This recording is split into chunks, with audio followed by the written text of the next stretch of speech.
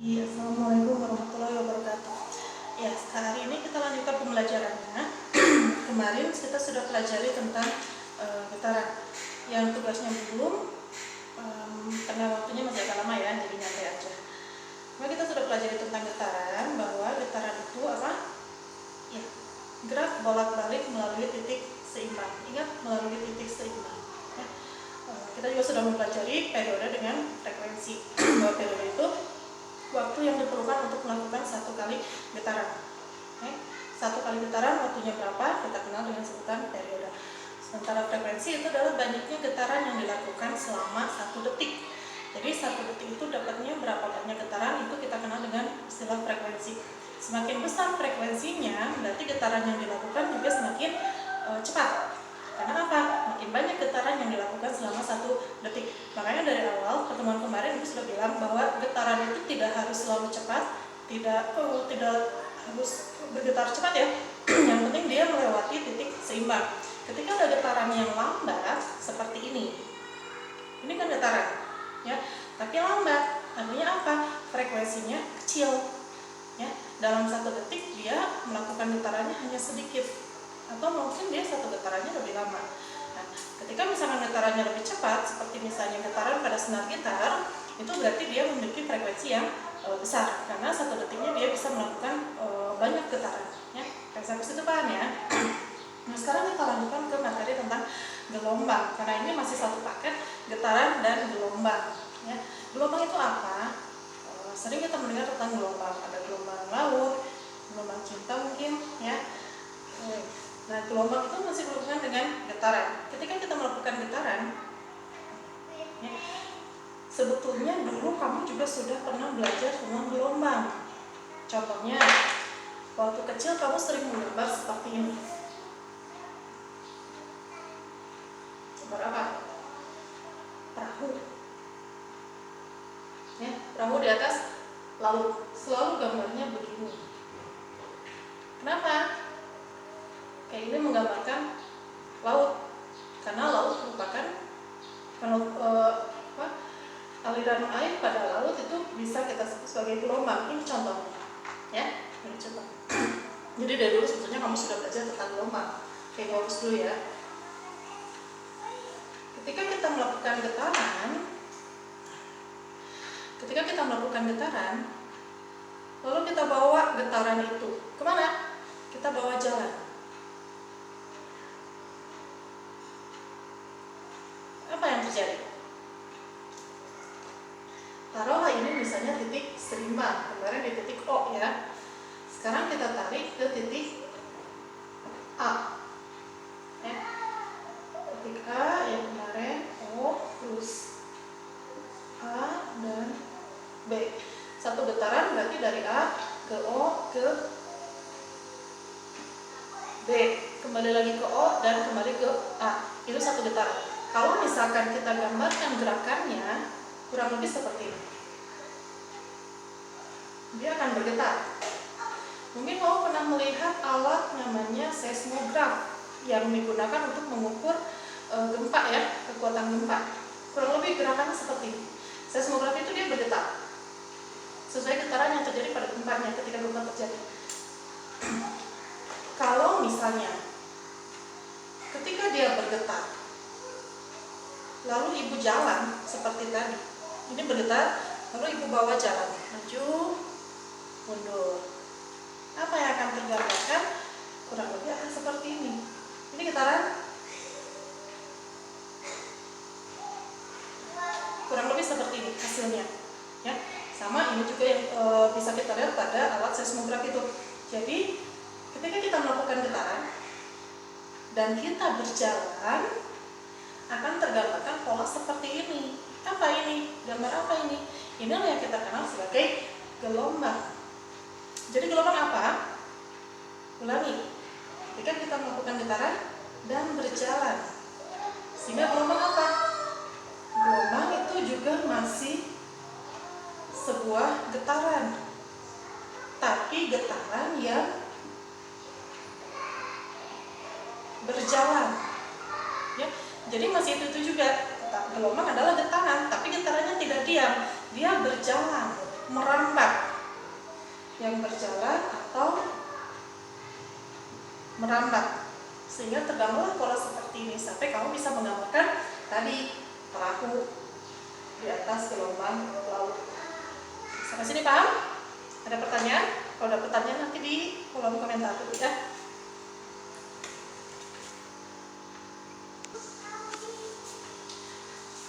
Jadi itu ya pengertian getaran, jadi masih gelombang juga, tapi masih getaran juga, tapi getaran yang merambat atau berjalan. Oke. Sekarang kita bagi ya, kita bagi gelombang berdasarkan beberapa kriteria. Yang pertama berdasarkan medium perambatan.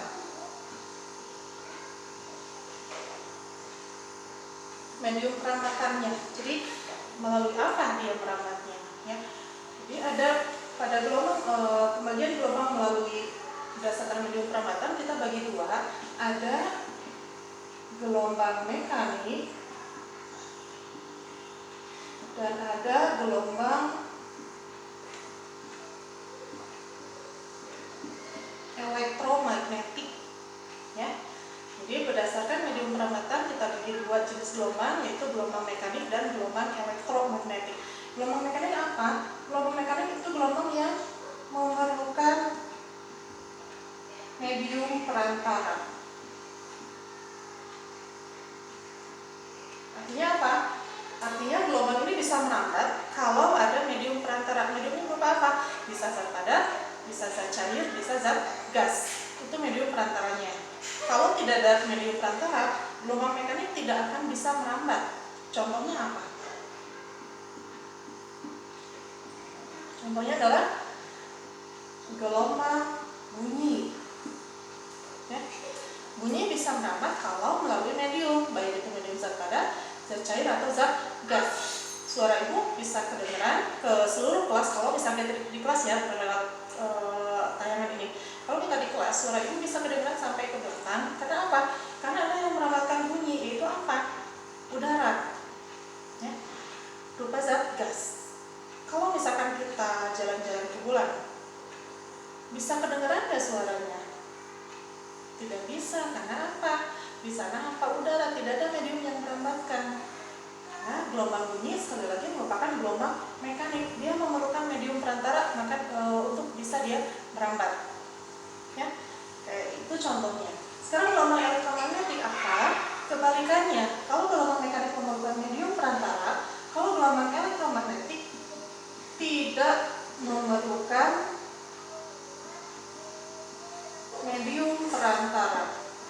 Jadi tanpa zat padat, zat cair, dan zat gas tadi, gelombang elektromagnetik masih bisa merambat, masih bisa sampai di ruang udara. Bisa kalau gelombang elektromagnetik. Ya, contohnya apa? Apa yang bisa merambat tanpa adanya medium perantara? Oke, sip. Contohnya adalah gelombang cahaya. Ya, gelombang cahaya itu termasuk gelombang elektromagnetik. Dia tidak memerlukan medium perantara, tapi dia masih tetap bisa merambat. Contohnya cahaya matahari. Cahaya matahari sumbernya sekitar 150 juta kilometer jaraknya dari bumi. Tapi cahaya matahari bisa merambat melewati ruang hampa udara di ruang angkasa, bisa sampai ke bumi. Karena apa? Dia merupakan gelombang elektromagnetik yang tidak memerlukan medium perantara. Nah, gelombang apa lagi? Radio. Ya, gelombang radio juga tidak memerlukan medium perantara. Kamu dengar suara tayangan radio, bisa siaran radio, request lagu, atau nightmare misalnya semalam ya, kalau Jumat, itu tidak memerlukan medium perantara. Dari stasiun radio dipancarkan sampai ke lapisan atmosfer, nanti dipantulkan lagi ke penerima, itu tidak memerlukan medium perantara. Tayangan ibu sekarang ya, PJJ atau pembelajaran jarak jauh, itu juga tidak memerlukan medium perantara. Ya. Ibu nggak bisa suara ibu misalkan langsung sampai ke rumah kamu melalui udara, enggak, tapi itu merupakan gelombang elektromagnetik dipancarkan melalui apa? Melalui sinyal dari dari handphone, dari tayangan dari YouTube misalnya dan sebagainya. Itu merupakan gelombang elektromagnetik, tidak memerlukan medium perantara. Nah, ini pembagian gelombang berdasarkan perambatannya melalui medium perambatan. Ya. Ada lagi nanti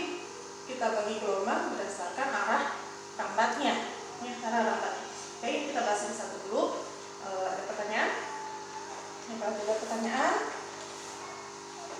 kita lanjutkan ke contoh yang contoh pembagian yang kedua. Kita bagi gelombang berdasarkan arah getar atau arah rambatnya. Ya, tadi berdasarkan medium perambatan, sekarang dilihat dari arah getar atau arah rambatnya. Kita bagi dua. Yang pertama ada gelombang transversal.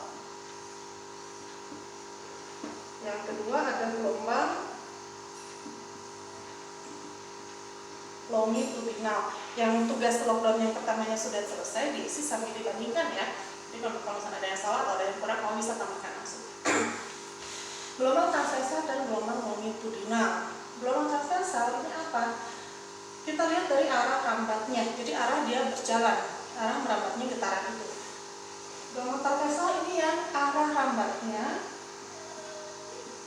arah getar itu tegak lurus dengan arah rambat. Ya. Arah getarnya tegak lurus dengan arah rambat. Ditulis dulu yang longitudinal ya, satu-satu aja. Arah getarnya tegak lurus dengan arah rambatnya. Kalau misalnya arah getarnya ke atas, ini arah getar, maka tegak lurusnya kemana? Bisa ke kiri atau bisa ke kanan. Maka ini adalah arah rambatnya. Ya. Jadi ketika kita menggetarkan ke atas atau ke bawah, maka dia akan merambat ke depan atau ke belakang. Itu yang dimaksud dengan gelombang transversal. Arah getarnya tegak lurus dengan arah rambatnya. Contohnya gelombang pada tali atau gelombang pada air. Tadi yang ketika kamu menggambar perahu di atas laut itu merupakan gelombang transversal. Ya. Oke, ini karet. Siapa yang suka sebenarnya sapintron? Nah, ya. Pada gelombang tali, biasanya kamu naik turunkan, ya, seperti ini. Ketika kita naik turunkan, kita akan tergambar pola gelombang seperti ini. Ya. Kita gerakan tali ini kemana? Ke atas. Ini adalah arah getarnya. Talinya merambat kemana? Kanan. Nah, ini adalah arah rambatnya. Ya, nah itu yang dimaksud dengan gelombang transversal. Arah getarnya tegak lurus dengan arah rambatnya, sehingga akan tergambar pola seperti ini. Sama seperti pada gelombang air. Air juga bentuknya seperti itu. Karena apa? Arah getarnya searah dengan tegak lurus dengan arah rambatnya, sehingga tergambar pola gelombang seperti ini. Oke, sampai sini pertanyaan? Pada gelombang transversal, ya, fokus dulu ya.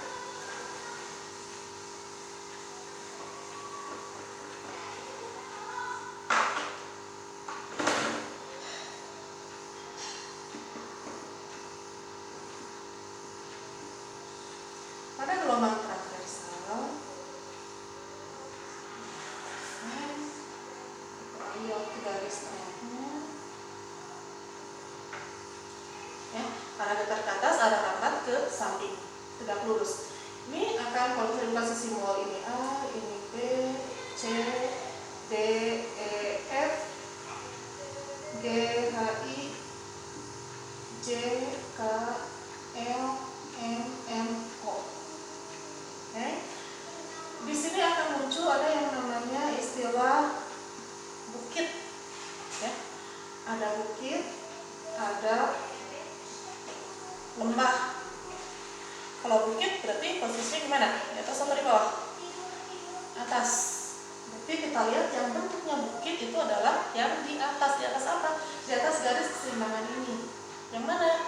Di antaranya ada A, B, C. Ini bukit. Mana lagi? E, F, G. Ini bukit. Mana lagi? I, J, K, M, N, O, dan seterusnya. Mau ditambahkan sampai Z silakan, ya. Asal cukup gambarnya. Ini bukit ada di atas. berarti di mana? Di bawah. Yang mana lembah? Itu ya, C, D, E. Mana lagi? E, G, H, I, dan K, L, M. Itu lembah. Jadi ada bukit, ada lembah, ya. Nah, kemarin kita belajar satu getaran, ya. Satu getaran itu satu kali balikan melewati titik seimbang. Misalkan dari A ke O ke B ke O kembali lagi ke A. Nah, sekarang kalau satu gelombang berarti apa? Satu getaran yang berjalan. Dari mana? Satu getaran. Berarti kalau misalkan kita ambil titik yang terjauhnya sampai B, nah, kembali lagi ke titik seimbang, ke puncak lembah, dan sini.